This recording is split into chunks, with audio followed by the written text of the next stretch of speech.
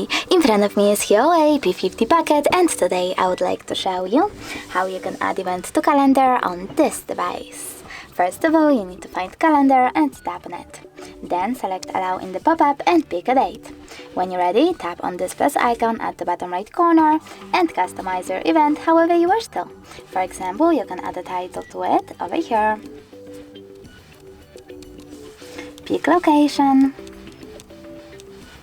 Tap starting hour or ending one. You can also disable this feature completely by tapping on the switcher next to all day. Then scroll down, click on repeat and select one of those options. For example, if you want your event to repeat every week, just tap on this option over here. You can even set up a reminder minutes, hours, or weeks before and take notes.